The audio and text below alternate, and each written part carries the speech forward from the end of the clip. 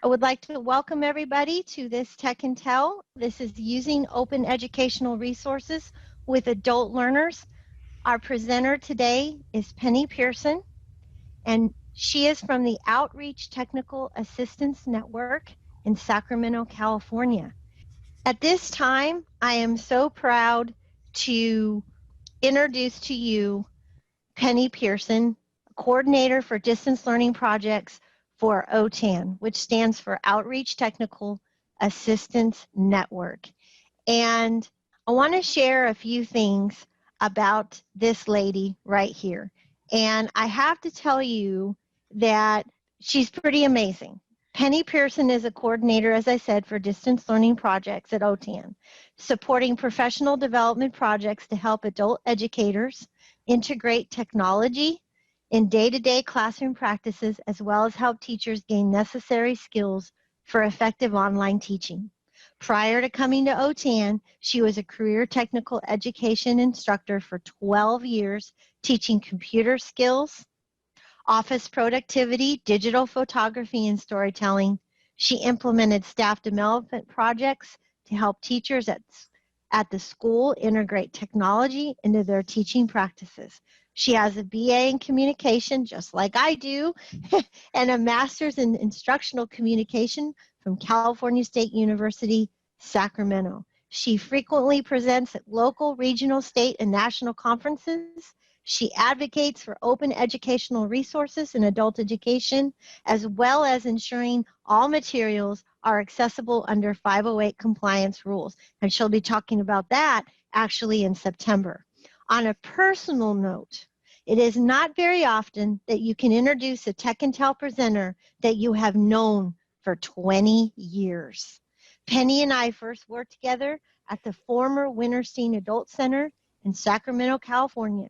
Later, she would help give me an opportunity to work for OTAN as a PD consultant. She is a pioneer in adult education and literacy and always strives to bring innovative, cutting-edge technologies to our field. She is a respected colleague and a cherished friend. Everyone, please give a warm welcome to Penny. My goodness, Anne-Marie, that was great. Thank you very much. I'm all red. I'm not going to turn on my camera right now. Thank you so much. And, you know, I can tell some stories about you, little miss, of us working Not together. So welcome, everyone. I'm so happy to see everyone. So I'm really looking forward to helping us all learn a little bit more about open educational resources. And I'll go ahead and let's get this party started. And you have my contact information, which you can always get from Anne-Marie or any of the team at Tech and Tell. I'm happy to communicate with you at any time. We're going to have a set of goals today that's pretty straightforward. We're going to talk about looking at what is an OER, how do you find them, what is licensing, look at some open textbooks and other tools. We might have a good discussion, I'm hoping, with the crew here, talking about the cost benefits of open educational resources. And then we'll also talk about, well, now that we found these things, what do we do with them? How do we actually get them where we want them to go? So as part of this process, I need to tell you a little bit about me beyond that wonderful introduction by Anne-Marie. I did go through, and because of my advocacy for open educational resources, and I am a child of distance learning. I actually completed my three and a half years of high school in a year, the old-fashioned way, with snail mail and mailing my lessons into my teacher. So I am very aware of all the different models of distance learning, and it also brought to bear the difficulties of having good materials, because I discovered during the time that I was doing that study that some of my textbooks were like almost as old as I was at that time, and that was a long time ago. So not only did I spend many years in the classroom, I learned about open educational resources pretty much when they came out almost 20 years ago. And I decided to go forth and learn more about this process of licensing. And we're going to talk about this a lot, but this is a way that will help you understand what is an open educational resource versus something else. And I'll be talking a lot about Creative Commons licensing. I am certified in it. I went through the course. I learned a lot about copyright and a bunch of other stuff, but I'm not a lawyer. So don't ask me legal questions. I will tell you to go and talk to a lawyer. But I am very upfront with how I approach looking at and using open educational resources. But you may see this acronym all the time, OER, OER this, OER that. But what is it? So let's do some definitions here. This is one that's actually out of the 2010 U.S. Office of Educational Technology, and it's the National Ed Tech Plan. And I'm sure everybody reads that, right? Everybody, it's like one of those things that we do all the time. And I just want you to read it for a second and tell me what you think here about this definition. Is there something that comes, kind of jumps out at you in some way? Let you just kind of digest that for a second. Now, this was back in 2010. As you read this, and you're a teacher, right? And they state specifically here, this is a teaching, learning, and research resource. Wow. Oh, yeah. Okay. I see the eyeballs and commercial purposes. And I didn't plant that, Christopher, right?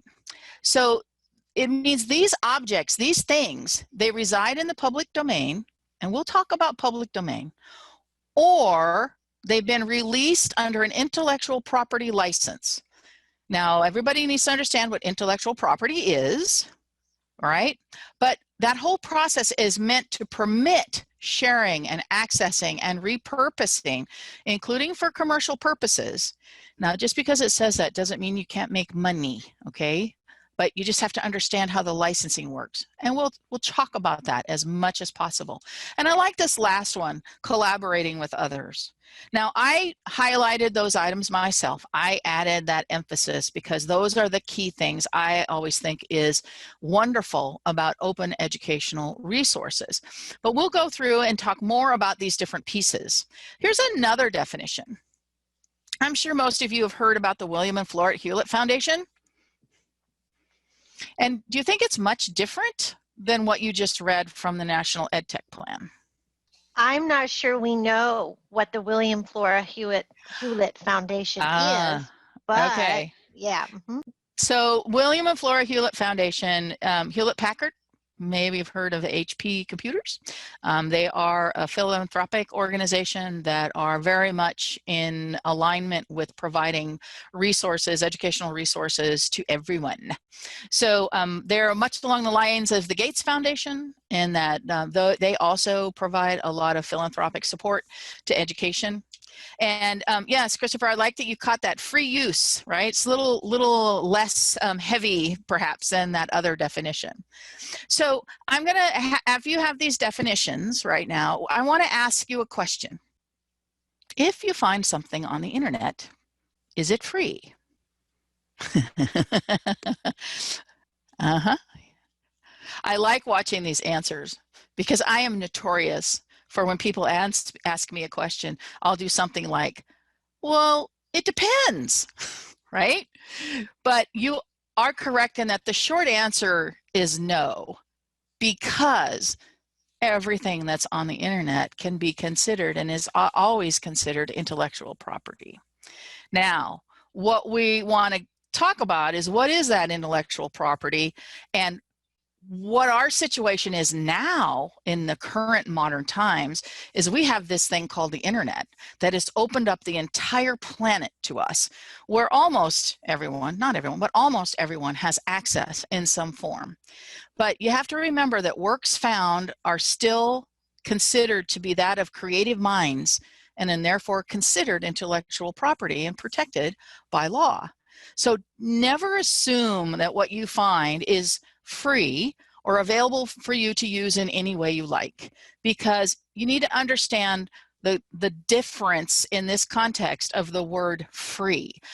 One of my favorite things is that you'll often hear with open materials that free can mean like free like a puppy, not like a beer. Well, think about that a minute. Okay. The implications are that there's always many hidden costs with a puppy, right? You got to feed it, you got to take care of it, you got to take it to the vet, but you didn't pay anything for it initially, right? Whereas free like a beer, somebody just gave you something, you take it, you consume it, it's gone, you're done. So we really, and there's also this consideration of free as in no monetary cost, as opposed to free like freedom.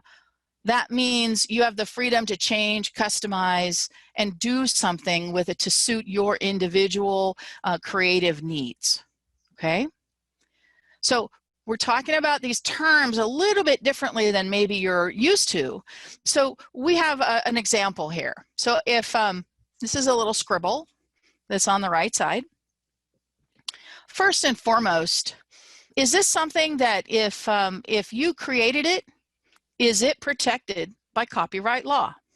This little scribble, I'm going to say it's on a napkin, okay? Anything that you create, little scribbles on napkins while you're sitting at the dinner table, you take a picture. The minute that you snap that camera lens, you draw something, you paint something, you write a sonnet, you write a ballet, any of that is protected by copyright. It is your intellectual property. So when you find something like this, then, well, you don't know if you have the permissions that I've listed here. Can I take this drawing and download and print it? Can I change it? Can I color it in? Can I add some additional things? Can I share it with other people? Can I repost it? So where do I go for answers for these questions? Because we always have to consider what exactly is protected by copyright. And pretty much anything that comes out of somebody's brain, and even out of their mouths, because you can have people recording things and videotaping things, and those are all part of their creative process, and they're protected by what we affectionately call the big C, right? The copyright image, the copyright that says that these are things that are protected under this law. All right. So my advocacy here starts with, you don't have to be a copyright detective here, right? I want you to start thinking about and looking at and using open educational resources, but you do have to have an idea of what they can look like and how to identify them. So hopefully we'll move forward with what are open educational resources? What can they be? So if you can think of anything that can be created from the brain, it can also be an open educational resource. The decision lies with the creator, and you're going to be the creator, right?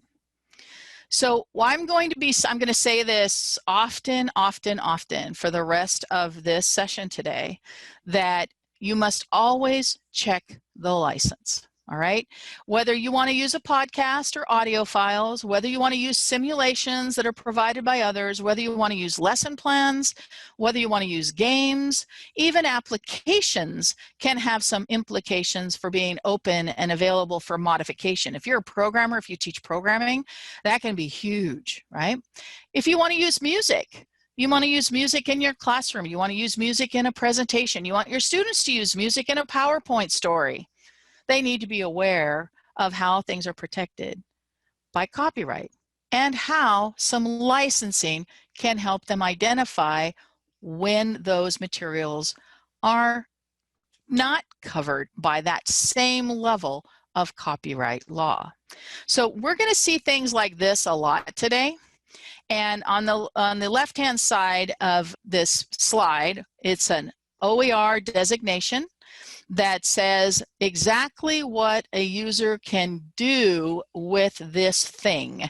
So there's a little icon down there at the bottom, and don't worry, you're going to be able to see all of these many times over. And on the right side is what's called a license. It's how Creative Commons allows you to license your work. And as we move forward, we're going to talk about kind of the hierarchy of copyright to other things in terms of licensing with Creative Commons and using what's called the public domain. So as we move forward, I want you to be thinking about how you as teachers create stuff, right? You do videos, or you create presentations, or you are asking your students to create presentations. So start the process of helping them understand intellectual property and how they can find these resources as well. So we talked very early on about how intellectual property is protected by copyright. We talked a little bit about these definitions of open educational resources, and we see here on this slide that this is a little symbol that might mean something that's important to us later. But there's another area you need to be aware of as well, and that is public domain. What does that mean? Okay, so we're going to use the base as copyright. All right, and I'll show you another slide here in just a minute about kind of how this is a sliding scale in some ways. So anything that's in the public domain is where the copyright ownership is completely waived. All right, it means that the creator of this thing, and I'll use a photograph. I took a picture of, I don't know, I took a picture of a tree, and I am putting it in the public domain, and I'm going to say, this is no longer my intellectual property. I do not own this. I put it in the public domain. You can use it however you want. I have no additional protective rights, okay?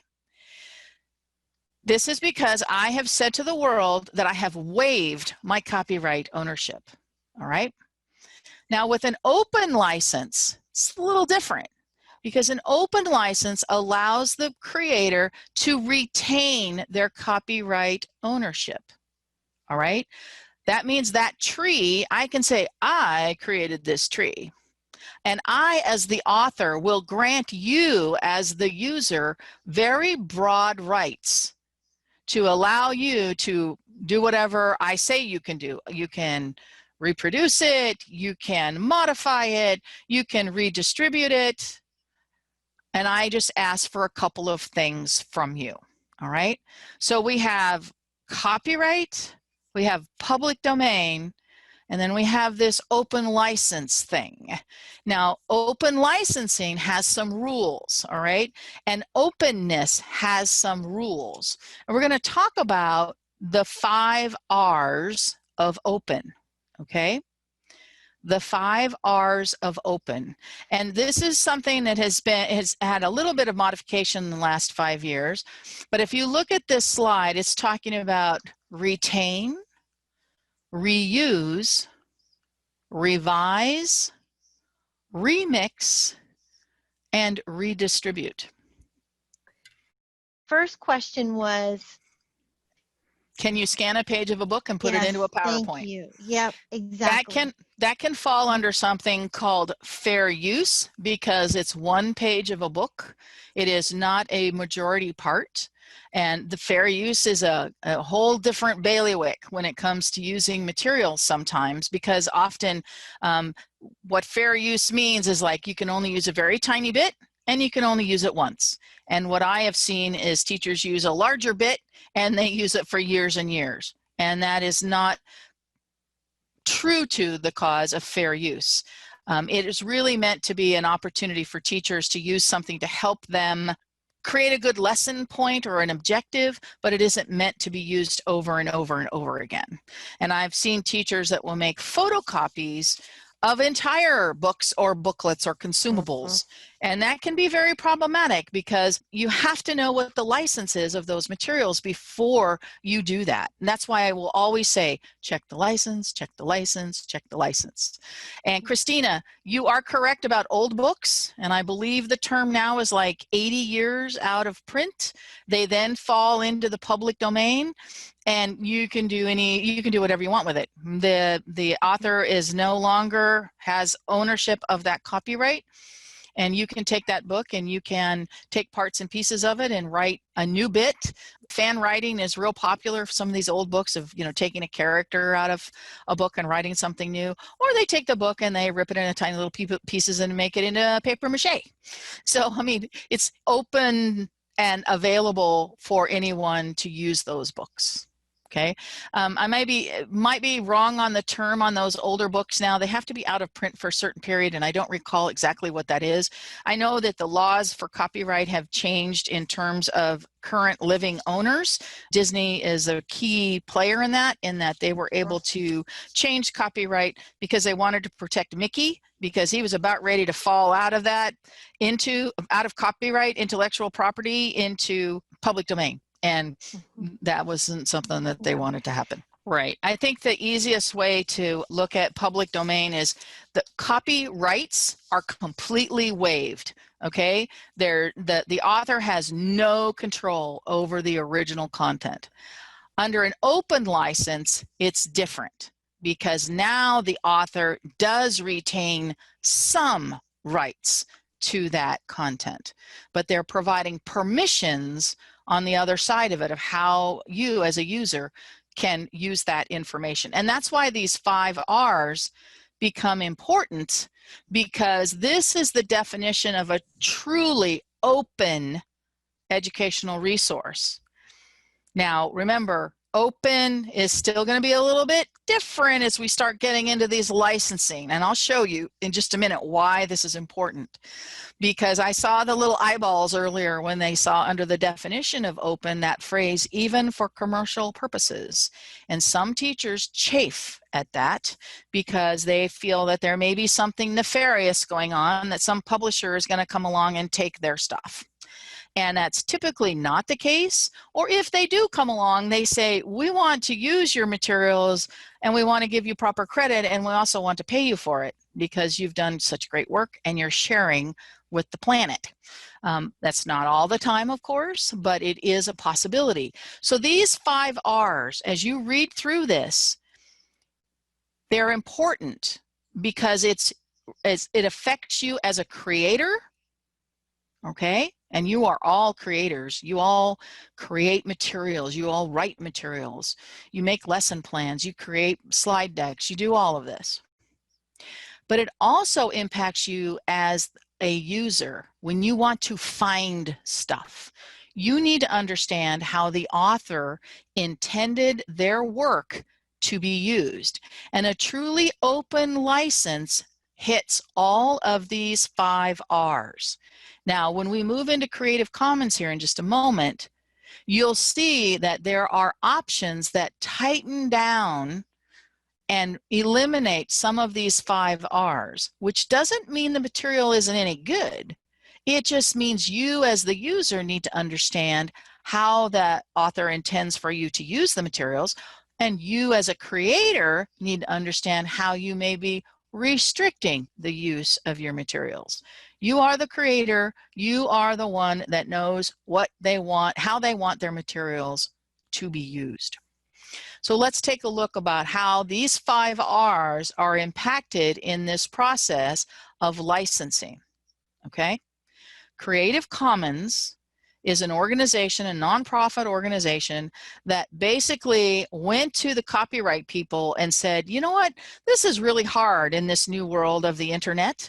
When people want to use something, it's very difficult to get permission, because you still would have to get permission because everything was protected by copyright law.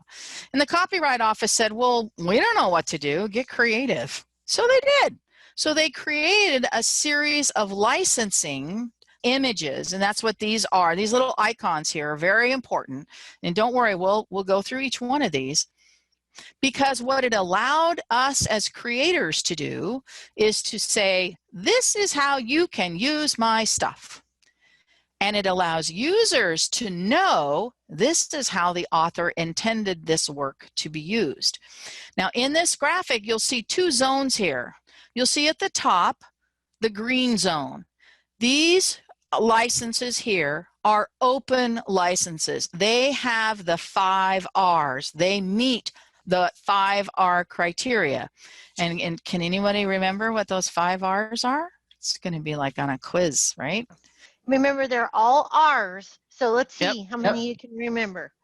Let's take a pause, and then we can kind of go back. Let's take a breath and practice our R's or remember our R's. Okay, ready? So here we go. All right, look at you, Tiffany. Ooh, Tiffany. Very good. You guys are just on it. All right, not recycle. Remember earlier we talked about copyright. Okay, that's all rights retained, right? Then we talked about open licenses, and then we talked about public domain. And here's kind of the sliding scale of how this works in this world of intellectual property. We got traditional copyright. This is everything's locked down. All rights are reserved. Can't do anything with this. It's mine, mine, mine, mine. Okay. Then we have an open license, which is saying, well, no, I'm going to reserve some rights because I was a creator. There's some things that I want, but I'm going to offer this up to the community, to the world, under an open license. And then at the other end of this is public domain. It means no one owns the copyrights. No one owns this thing. There's no rights reserved in public domain. Okay, we kind of understand this scale is that we, ages ago, 25 years ago, we only had two things. We had copyright, everything was locked down, and public domain. Not many people were providing content to the public domain. Mostly what you saw then, as is now, is either things that fell out of copyright protection, such as the old books that we talked about before, and things that were typically created and or delivered by public agencies. Like if you want great wildlife photos, look to your statewide or national fish and game department, because when they send biologists out to take pictures, those pictures are typically made available in the public domain. And I found some great pictures in the public domain, and I can do with it what I wish. If it is a polar bear, I can color him pink in my Photoshop program, and that's perfectly fine because I am not violating any copyright rules because that image was in the public domain. Okay? So now let's take a look at how we'll see these licenses. We'll see these license icons a lot. So here's another organization of these licenses. And I just want you to look at them, kind of notice that the circles represent certain things with the letters underneath it. And we're going to go over what each one of these means, and we're going to go over how they are most open. They meet the 5 R's versus there's some restrictions. Photoshop is not public domain, but an image that I edit in that software could be public domain. Clip art is not per se public domain unless you find it online or wherever you're looking and it's specifically licensed in one way or shown as being in the public domain. So we'll take a look at those. Tiffany, I see your question about is there a database? Kind of, sort of. Where I find a lot of my information is on wikimedia.org. Wikimedia has a lot of information about public domain and Creative Commons license materials. Okay, so we see these icons. I want you to notice the BY is on every single one of them. Okay, and BY is important because it means something to the creator, all right? We have other letters here, SA, NC, ND, and all of these have a different meaning for the content that you're licensing. So let's take a peek about what that actually looks like. Well, here's another graphic. This one here is about the licenses themselves. Now, when you look at this in the left-hand side, you'll see a green box around 2 of those icons that says CC, which stands for Creative Commons. And then you see that single circle with a person or a human image in it, and then the 2 letters underneath, BY. This is attribution, Creative Commons attribution. Basically, the person that is sharing this under this license, if they like it enough, they could put it in a book and sell the book. So that's that commercial part of this license, can they change that work? So if this is a picture that you're giving, and I'll use my polar bear as an example, and I license it as Creative Commons attribution, if someone like Anne Marie wanted that photo, she could paint a mustache on that polar bear, and that's fine, because I, as the creator, said to anyone who wanted to use my work that you are allowed to do this. You are allowed to change my work because this meets the 5 R's, right? All that I ask from you, all that I ask from this person who took the picture of my polar bear and changed it by painting a mustache on it is you have to give me credit for my work. Hence the word attribution. Give the person who created the original work credit. This is just good manners, isn't it? Don't we try to say thank you when someone does something nice for us? So attribution, Creative Commons attribution. The second icon here, which is the same CC, which Creative Commons, by means attribution, but the SA means share alike. Now this one is typically the one that teachers really like, because it means that if I take that image of the polar bear again, and somebody paints that mustache on it, not only do they have to give me credit, but they have to put the same license on it to share it. So someone else can take that polar bear with the mustache, but maybe this time they're going to add a top hat. So this work is now being altered, right? It is being changed and it's being redistributed, and I still have the original photo of the polar bear. It's mine, because I retain my copyrights to that image. But when I released it into the wild with this attribution, I'm just saying, or attribution share alike, I'm just asking the people who are using my stuff to give me credit, CC attribution, or give me credit and share it with everybody else like I shared my stuff. But Penny, I have a question. Sure. So if somebody under attribution non-commercial can change it going forward. We haven't done non-commercial yet. Oh, you're still on attribution, yep, right? I'm still on attribution and share alike. I'll hold my question. The green box, those 2 licenses, along with public domain, okay? Those 2 licenses, you'll see at the top, there's small text there, probably not dark enough, it says free cultural works. Those meet the 5 R's of open, all right? Now, that doesn't mean that these other licenses that I'm going to tell you about are bad in some way. It is just giving freedom to the creator to tell a user how their stuff can be used, okay? So if you don't want to use attribution or you don't want to use share alike, that is totally within your right.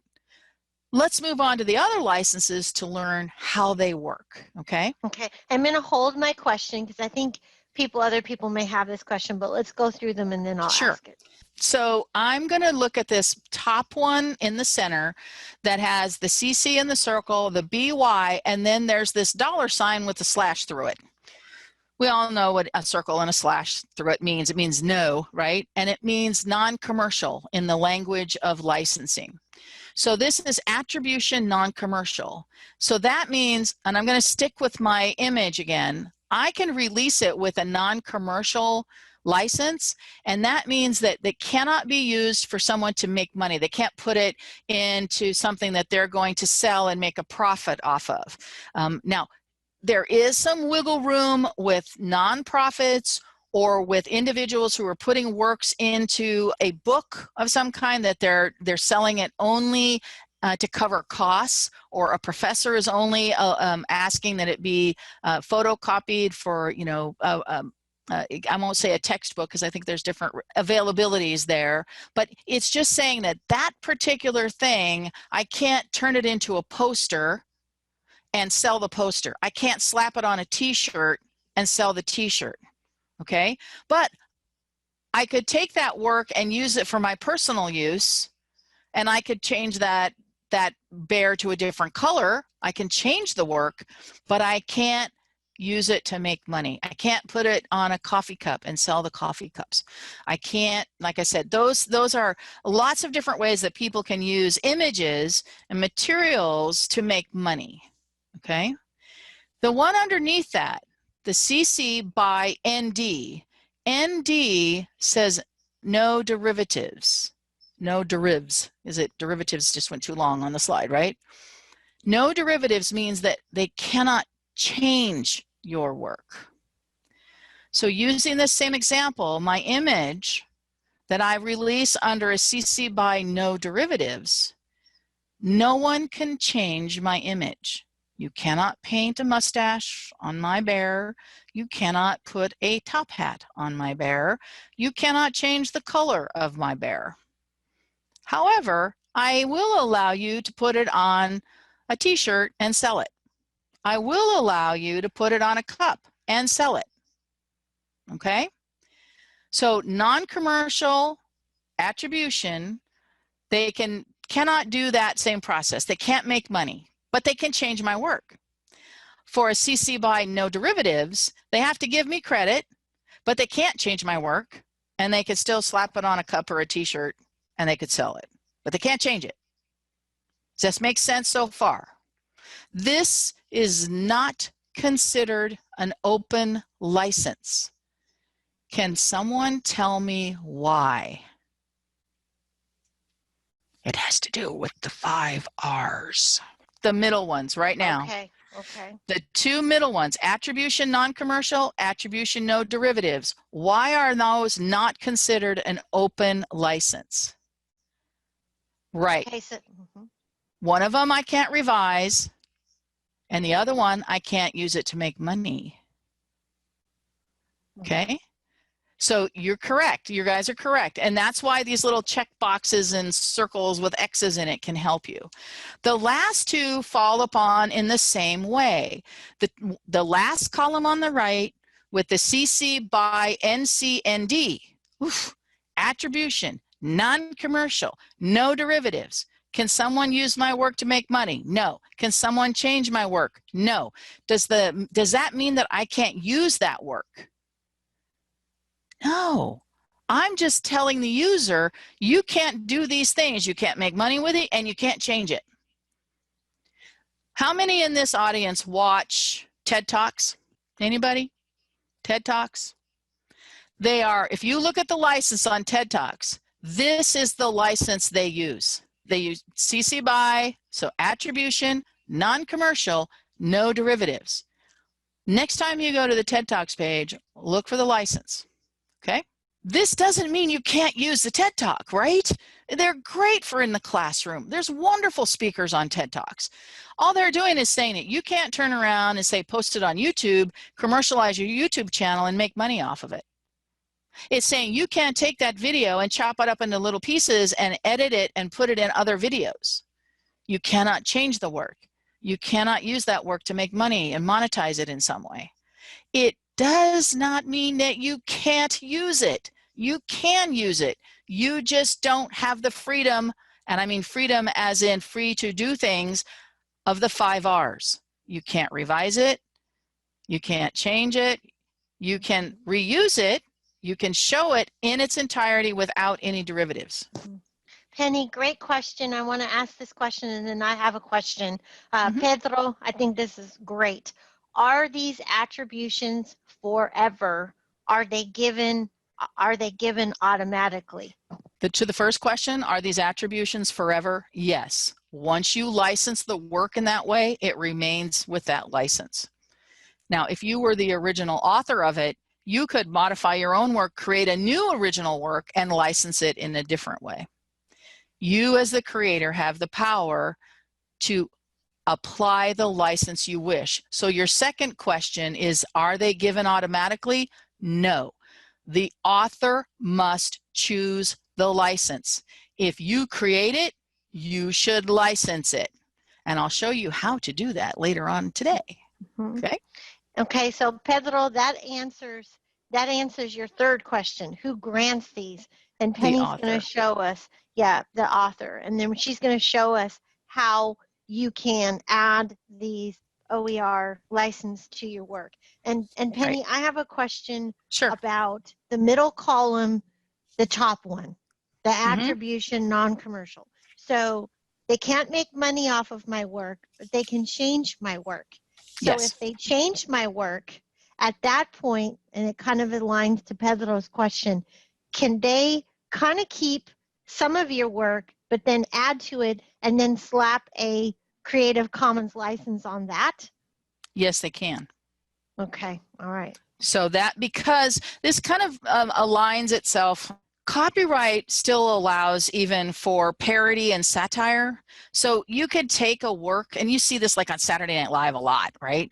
They'll do something, well, they'll do a parody off of a TV show or something like that. And that is available under copyright. You can do that. So this is what's kind of allowing that to happen, because you're saying, you know, you can change my work, you can add to it, you can modify it, you can put some other stuff with it, okay? But now you could put a different license on it. And we'll see more where, I mean, we are at such the high level, skip across the top of these licenses. If you are really want to be in depth, I'm going to show you where you can really drive down into the legalese about these licenses, because these are fully vetted. They're used around the world, and there's been lots and lots of copyright lawyers involved in this. Okay, and like I said, I'm not a lawyer, so I'm not going to proclaim everything as a perfect answer, but I will give you where you can get that perfect answer. Because Okay. some of these can get a little complex with which licenses can I mix together, and that's a different conversation too. And real quickly, Pedro, thank you for your very good detailed questions. We appreciate it. He asked, what about materials which do not show these symbols? And I think that's a whole other monster. No, it's a great question, and I'll say first and foremost, always assume that work is protected by copyright. Always. That will protect you. And if you don't know, ask. That means reaching out to the original author, wherever you find that material, and say, hey, I would like to use this for X, Y, and Z. And I will tell you this, because I've worked with teachers have done this in the past, and I think I've only had one creator tell a teacher, no, you can't use my stuff. One out of I don't know how many. Most of the time, when a teacher can tell a creator that they want to use their stuff and why, they will grant permission to use it for that purpose. You just have to ask. Most of us don't take that time because we've gotten used to this thing called the internet, and we have an assumption many times, oh, well, if it's on the internet, anybody can use it. That is not true. You can read it, you can look at it, you can enjoy watching the video, you can enjoy listening to the podcast, but that does not mean you can take it. Okay? Taking in this sense is like stealing. The last one in the farthest column to the right at the bottom is attribution, non-commercial, share alike. The share alike attribute here is one of the most confusing in many senses, but it's one that teachers really like, because it's saying, if you take my stuff, you can't use it to make money, and I will allow you to change it, but if you change it, you have to share it. And teachers like that, because it is, you know, it's my stuff, you're allowed to use it, but by golly, I want credit for it, and I want you to share it with everybody else. And typically with teachers, we share it with other teachers, right? So remember, we're running through these licenses fairly quickly. I do not expect you to know all things about licensing in this moment, because you have to practice. You have to actually go out and do some searching, do some digging, finding authors, seeing how they intended their works to be used, okay? Because I will tell you, there's a lot of them out there, and this stat is a little bit old, but as of in 2017, there was over 1.4 billion Creative Commons licensed works, and I believe that that stat is more like 2 billion now. So there's a lot of them out there. The word is getting out about Creative Commons licensing, about open educational resources, and how we can share this information across the board, okay? So it's not that you can't find them. Sometimes we have to do a little digging, that's for sure, but I want to just pause for a second here, and I've had great questions in the chat pod, but there may be others, because let's just do a quick recap. We looked at the definition of open educational resources. We looked at what is defining those open educational resources, and I'll tell you that it's the 5 R's. That's what defines an open educational resource. But then we looked at the public domain and copyright briefly as 2 opposing pieces. One of them locking down your rights completely, all rights reserved, whereas public domain is no rights reserved. And then we land in this middle portion that is the Creative Commons licensing that allows for creators and users alike to understand how the creator intended that work to be used, and then the user understands what they can do with that work. And these are all legally binding derivatives of copyright law, okay? Creative Commons said, we have to find a middle ground here. It's not all or nothing. It's not all rights reserves and no rights reserved. We got to find something that helps people in the middle. It needs to help everyone around the world to understand how these works can be licensed and shared. So, with that in mind, let's just take a little pause and see if we've got some areas here that might need a little bit of review. Great time. Anything? And how about other questions or review questions? This is the time. This is not something that has to be done overnight. I am one of those people that have been doing this for a while, and I was always just so intrigued with how we as humans, we love to share. Okay, we do. That's what teachers do. That's our whole life. Standing up in front of a classroom, what are we doing? We're sharing. So this to me was always appealed to me as a way that teachers can keep themselves safe of how they use materials that they find off of this thing called the internet, and how teachers can safely share what they wish to share in the way that they wish to share it. It is not meant to be, a black and white. It's not black and white. So, you have the option of deciding how your materials can be used. Great questions. I see Pedro has another one. What about use of materials for nonprofit purposes? You still need to be aware of the licenses. Many times, and you'll see later on in the presentation, where nonprofits will have an adoption either, on purpose or because of by direction, that all of their materials are licensed in a way that makes them freely available for everyone to use. So it really is, I'm going to keep saying it. I'm like, always check the license, all right? And when you see, Tiffany, permission granted to reproduce for classroom use, it means exactly that. You can reproduce it for in your classroom, and I would strongly encourage you, because this is typically what publishers do, is that they may have some caveats on that permission, and that means that you have to have purchased their textbook, at least a classroom set, before you can reproduce for classroom use. That's not always true. It's not always true, but you need to check. This is the part of me that's like, do your own due diligence and check.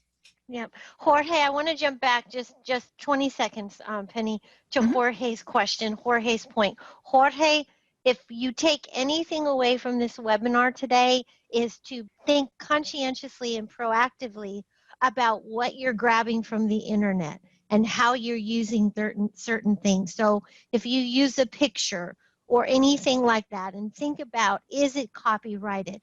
Does it have an OER? Think about it from that perspective, because one thing Penny's not talking about, which I do think is important, is also think about the YouTube videos. Just because YouTube videos are out there, that doesn't mean they're free to use either. So just wanted to share that with you. And then, okay, so lots of good comments here. Let's hold. We'll go back and address these later, but let's keep moving. But thank you, Penny. Oh, not a problem. And I would like to address Alex's comment here. How would I even know that someone uses my work not as intended? And that is a challenge. I will tell you that right now. And working with Creative Commons, they are trying to find a way, because right now, people who hold copyrights usually have deep pockets. And I'll give you a great example quickly, all right?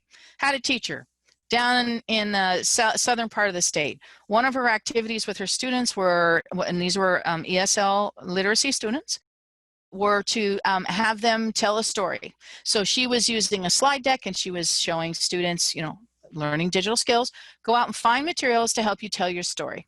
So they would go out and they would find images and they were putting them in these PowerPoint presentations, and the teacher would post them on her school website. And I want you to understand, the school website was also open. Anybody on the planet could come and visit that website. It was not behind a username and a password. Lo and behold, she gets a cease and desist order. Guess who from? Disney.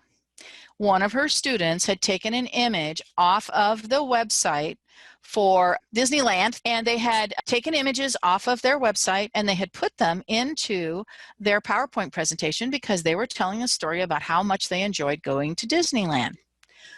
Well, those images are protected by copyright. They are not to be taken at any time and posted on another person's website. Not only did the teacher get the cease and desist order, the principal of the adult school got the cease and desist order, as well as the superintendent. So it caused a bit of a brouhaha, right? Because this was a deep pockets organization that says you shall not do that.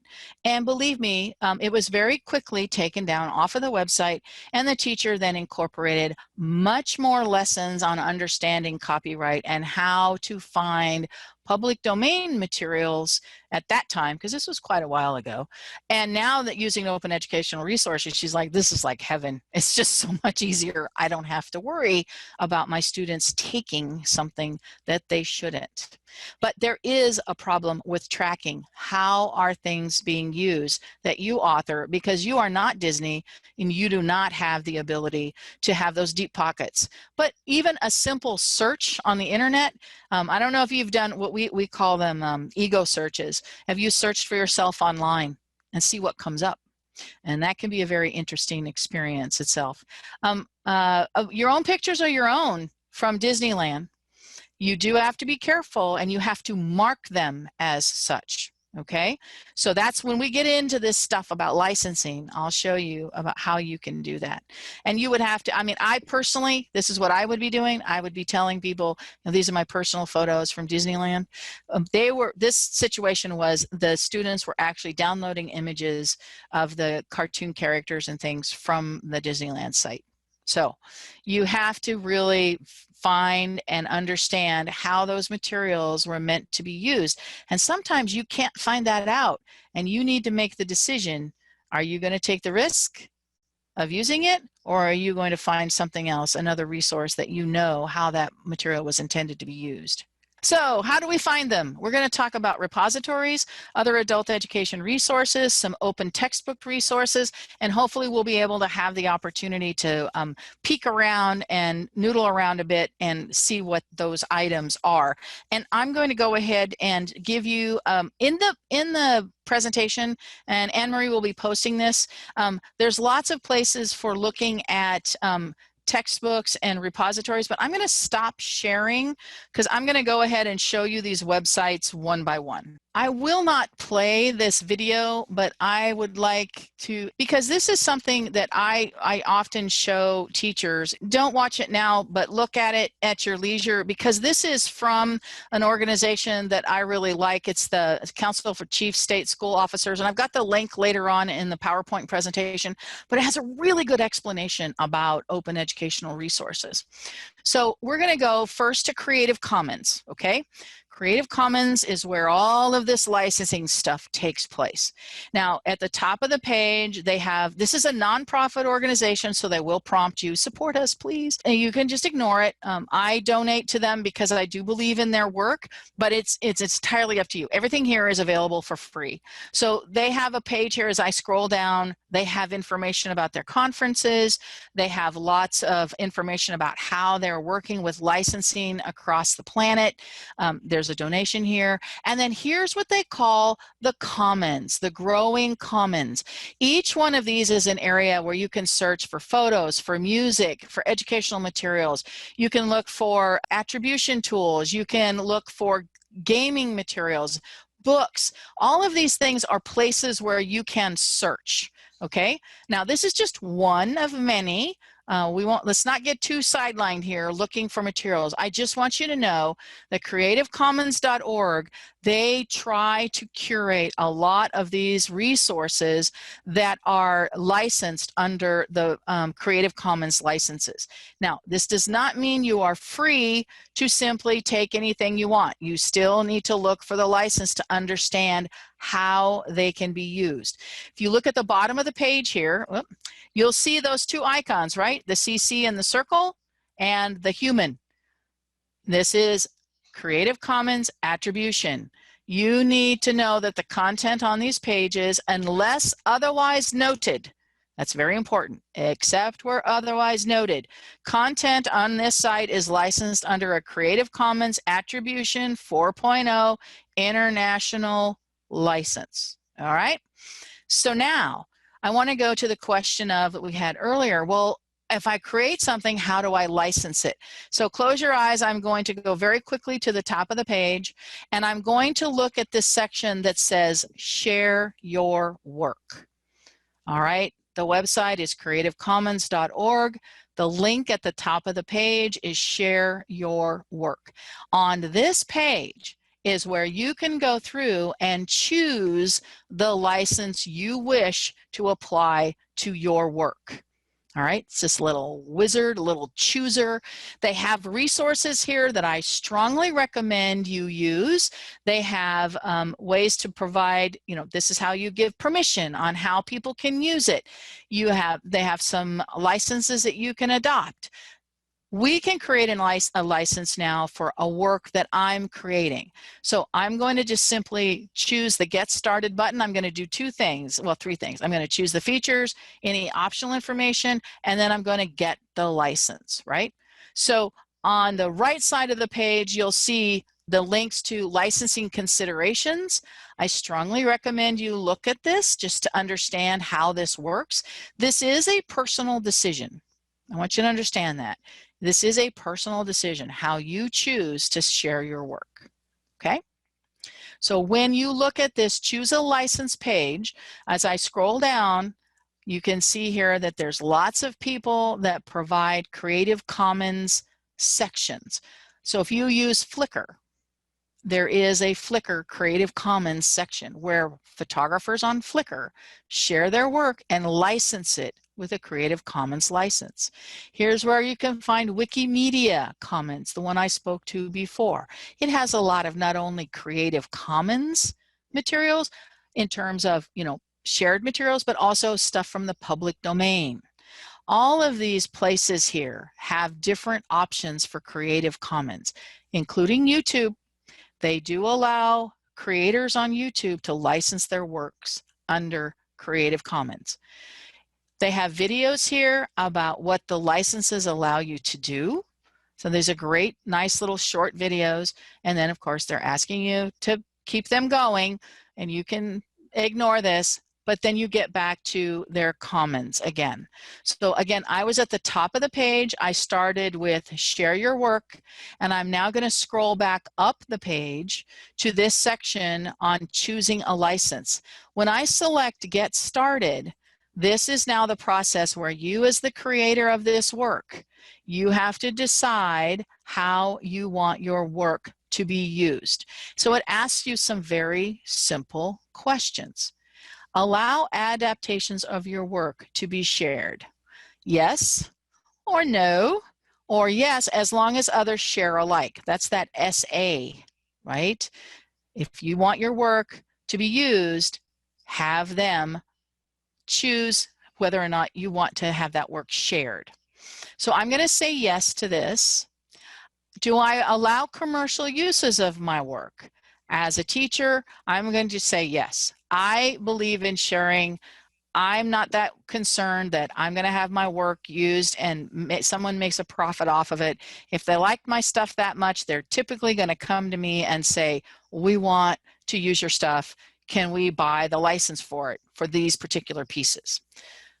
That's my decision. I'm making the choice. Now, I have the selected license here that is CC BY. I've got my CCs in the circle. I've got my little human in the circle. I'm told this is a free cultural license. This meets the 5 R's that we talked about before. All right. If I choose no up here under allow commercial uses of your work, I have now eliminated one of those R's. My license will now change. This is no longer a free cultural license. It no longer meets the 5 R's. That is not bad. Please understand that. That is not bad. That is your personal decision of how you want your works to be used. So I'm going to change this back to yes, and I'm going to come down here, and there's this section here, help others attribute you, which I always think is a good idea. This is optional, but if you fill it out, I want you to notice below this where it says have a web page. They provide you with the icon and how the work is licensed. Notice this just has the icon and it says this work is licensed under Creative Commons Attribution 4.0 International License. Peachy keen. That's all I need. However, if I fill out this optional section, I'm going to open this up and you'll see where there's a title of work. So I'm going to say here, OER in adult education. I'm going to say, who do I attribute it to? And I'm going to attribute it to me. And what URL do I want to attribute it to? Well, I'm going to say, I don't have this posted online, but I'm going to post my company website, which in this case is OTAN. So I'm going to put my website on there so they know where to find me. And if I wanted them to have a place where they could ask for more permissions, I could put it here. And in my case, it would just be this same URL, right? So notice down here that my attribution has changed. It gives me the title, it gives me the author, and it gives me the license. And it gives me the source, which is down based on the work at http://www.otan.us. So now I can literally just copy this and I can paste it into my Word document, or I can paste it into the last slide of my slide deck. And I can tell people how they can use my work. Now, if I'm using it on a web page, it also gives me the code down here at the bottom that I can paste into my website. All so right. Penny, question before we leave this, because I'm curious about this and I have a feeling this, a lot of people, well, maybe some people are going to be curious about this. You say that you can cut and paste that license. So is there somewhere where you can save all these licenses? So maybe I create like 15 different PowerPoints and I want to give them all an OER license. Where do I save this little icon and all of this stuff? Does it become an image? Where do I go to grab those to put them on my PowerPoint? Or do you start over every time? Well, I like this feature here of being able to add all of this, but I have downloaded all of these images on Creative Commons. I think it's under their blog. If you just typed in their CC icons, they actually are award-winning icons. But you can download those as individual icons, and I would just recommend putting at least this URL, this Creative Commons Attribution 4.0 license, in a separate, I don't know, I've used spreadsheets, I've used just a Word document where I've pasted them in there. So I have the titles and I have this license, because this is actually a link to the legal document. So if I click on this, and I need to keep this with my original document. So if I paste this into my Word document, this needs to be live, meaning it needs to be a hot link. They need to be able to click on it, because this tells the user exactly how they can use this material. Do you see where it says you are free to share it, adapt it? The licensor cannot revoke these freedoms as long as you follow the license terms. That was that previous question about, are they forever? And yes, me as the licensor, I can't revoke this as long as the person, is following the rules. And that lends itself to the other question about how do you know? And that's not quite resolved yet. So here it talks about attribution. You must give appropriate credit.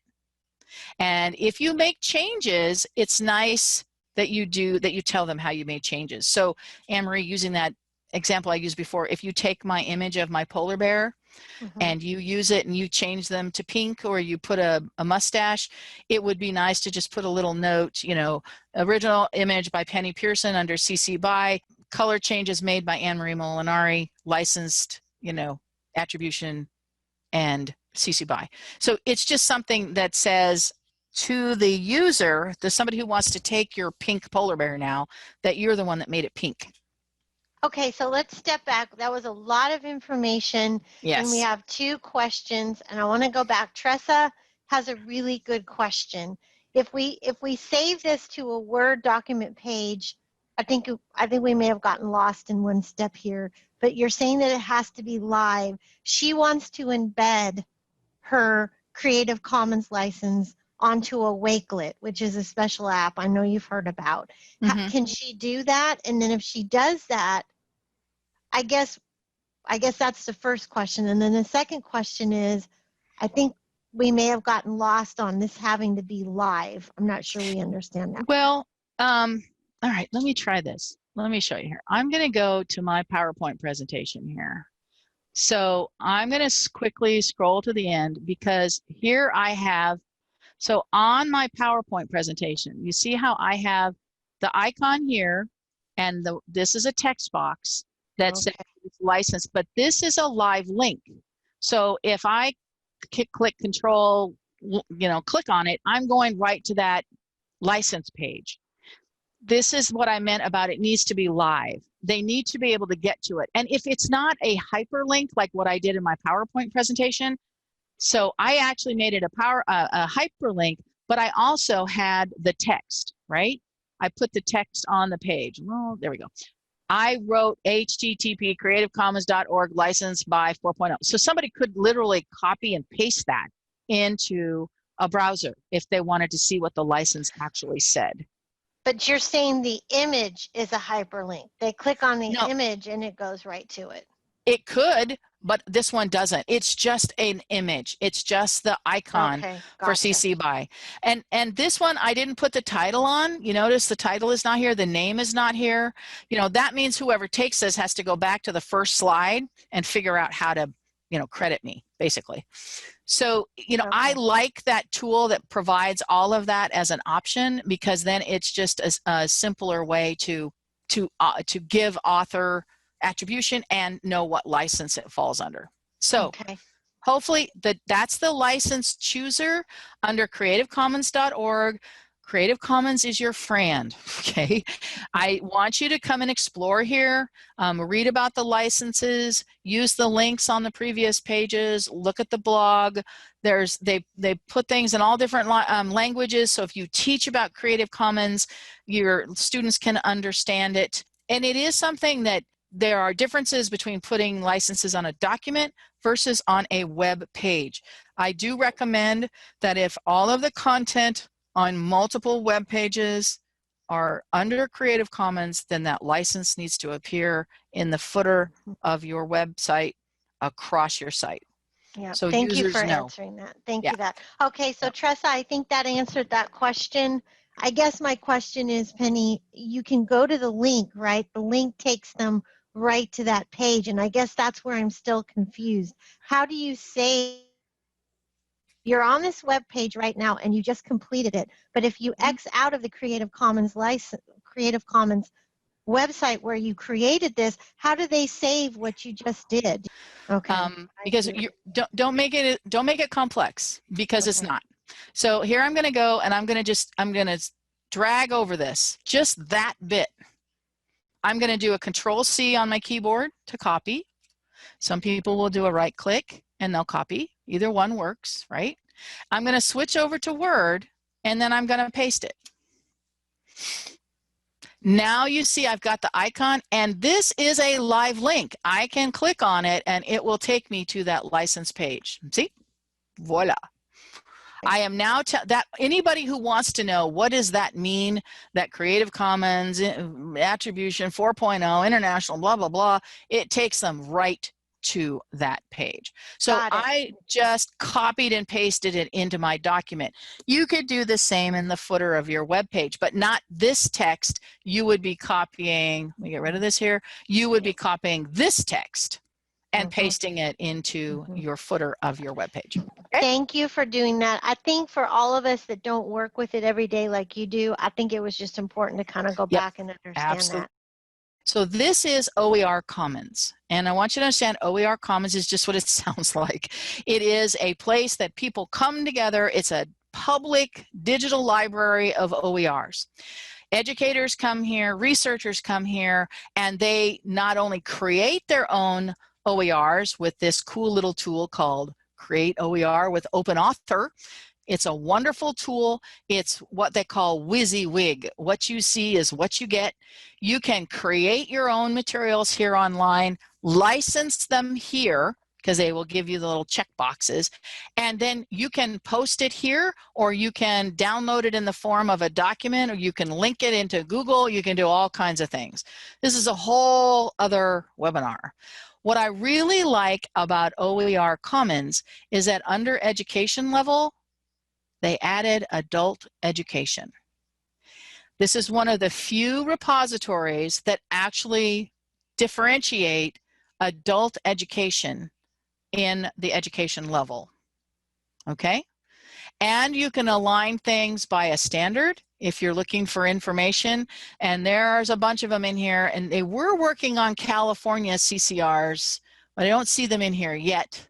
So they've got the next generation science standards. And so you can go by subject area, and you can just do a keyword search. Now that's if you just want to search. I will draw your attention to a link up here at the top in this gray bar at the very top where it says groups. There are many groups on OER Commons, and I would like you to see that one of the primary ones is the Adult Education Open Community of Resources. This is free to sign in, to create an account, and you can go in and you can explore this group. I'm going to go ahead and click on this up here. In this group, there's 468 members. They've got 335 resources. These have been created and vetted by adult educators across the country. There are folders over here about different things that they have created and found. Please be aware that this is an open space, so some of these can be really good. Some of them, not so good.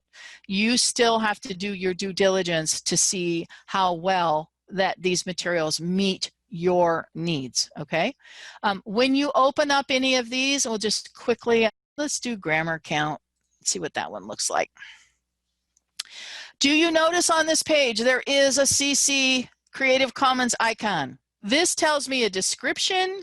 This tells me who the author is, it tells me when it was added, and it tells me that this is a Creative Commons Attribution Non-Commercial Licensed Material. It's in audio and video, and if I click on the resource here at the top where it says View Resource, it will take me out to that resource. If you have an account here, you can share it with others. There's buttons over here on the side to share it, and you can post it into your Google Classroom. And I want to pause there. We do have a question, but I know many of you, and I'm thinking I'm channeling Tiffany right now, but many of you are probably using Google Classroom. So just think about the positive implications as far as being able to share this with Google Classroom. So that's pretty exciting. Yeah. Christina had a question.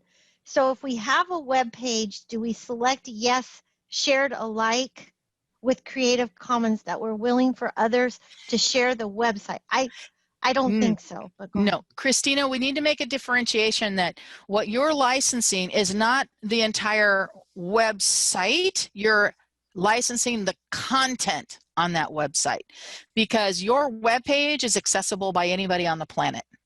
What people are looking at on that web page is your content, and you need to tell people how they can use your content.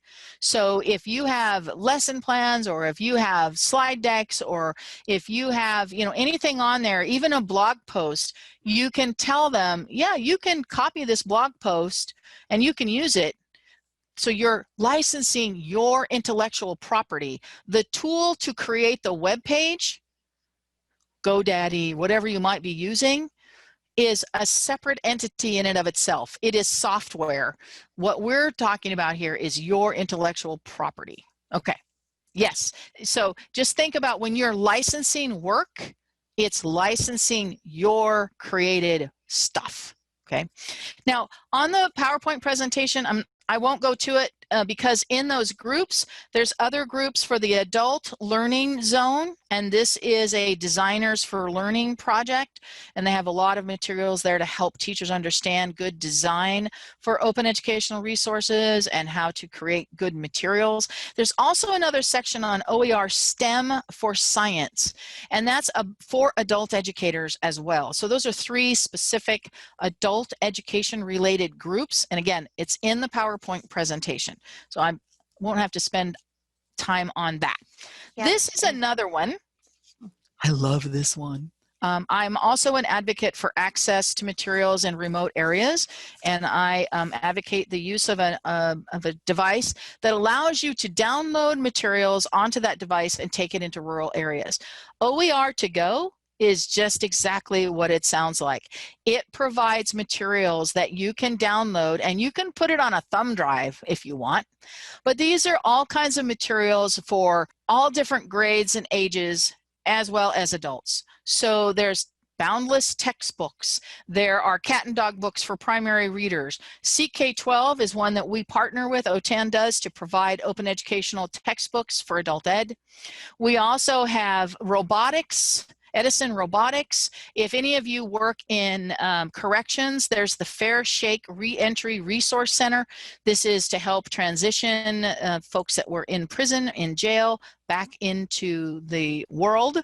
So this is a site that I just think is awesome, because basically what OER to go does is it takes an image, a snapshot of a web page on one day of the history of the world. Okay, so I don't know how many of you use GCF Learn Free, but they take a picture, they suck that thing off of the internet into a file that you can just drop onto a drive, or a USB drive, external drive, and you can then use that material in remote areas. I love Great Books of the World. These are those that have been in public domain, and they're now available for you to download onto a drive. Need some reading materials? This is a place to go. Re-say what you just said, Penny, because if you're working in corrections or you're in a remote area that you don't have internet, say again what this website allows you to do, because this is huge. It is amazing. Let me do something here real quick. So this OER to go allows you as an instructor. So let me just click on one. This Algebra to Go happens to be from Saddleback College, which is here in California. Does anybody see the Creative Commons license? Yay. All right. Now what this allows you to do is you can download this file. Okay. Now when you download that file, you can put it on a device and take it somewhere. I happen to like this device offered by World Possible. It's called a Rachel device. It is a hotspot with 400 gigabytes of space on it.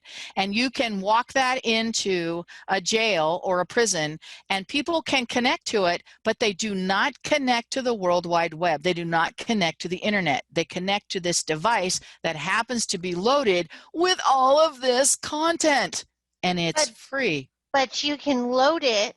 We're going to plan a part 2. Penny does not know this, but she will be back for part 2, because I think we need to do the last part of this and look at these again. The content and the searching. It doesn't have to be a Rachel, right? It can be a thumb drive. So just think about that, you know, for remote rural East Texas, or in a prison, okay? Because I know it doesn't have to be East Texas, but East Texas has so many we have the same problem here with the Sierras, and they don't have good broadband connection. I've got them using Rachel devices up in Sierra County teaching artificial insemination. So they go to a ranch, and all the ranch hands come on, and they connect to this device, and they get their content. So it's pretty cool. Penny's actually going to be back in September to talk about Microsoft Accessibility, which is another great website, another great resource. It's going to be 90 minutes, but we'll figure out when Penny can come back to do a part 2 so y'all can just play and hear on these websites. Mm-hmm. And that's all we'll do. We'll just play. Mm-hmm. Okay? And we'll stay focused, and we'll go and we'll look at things, and we'll talk about how to do that, and we'll make that one 90 minutes. So we'll call this a part 1, and then we'll do a part 2. I'm really happy to come back and provide everybody with an opportunity to play. And I encourage you to do so, even not in a webinar. Just get together as a team and start looking at these as being useful for your practice. Yep. And right now, just play. Go and look at the 5 OER licenses. Take some time, digest it so you can come back with questions, and then that way it'll be more meaningful, right? We had to do this part first in order to understand what's coming. So we had to introduce, explore, explain, and then we'll come back and we'll practice and play, if that makes sense. I want to thank my esteemed colleague that I respect more than she'll ever know for joining us in a beautiful town of Auburn with fires and everything else going on, and on generated backup power. So Penny, we appreciate you. Hey, it's the Alaska girl in me, man. I'm not going to let any of that stuff stop me. So good. I'm glad all of you were here. Thank you for being such a great interactive audience. I really do appreciate that. Look for the resources in the Tech and Tell community of practice. And if there's questions, you can always email me, Thank you, everyone. And yes, Penny says feel free to contact her. She really is, a pioneer with OER. A lot of people talk about OERs, but, Penny was right out of the gate as a pioneer with this. So, all right, everybody, we're going to officially say goodbye.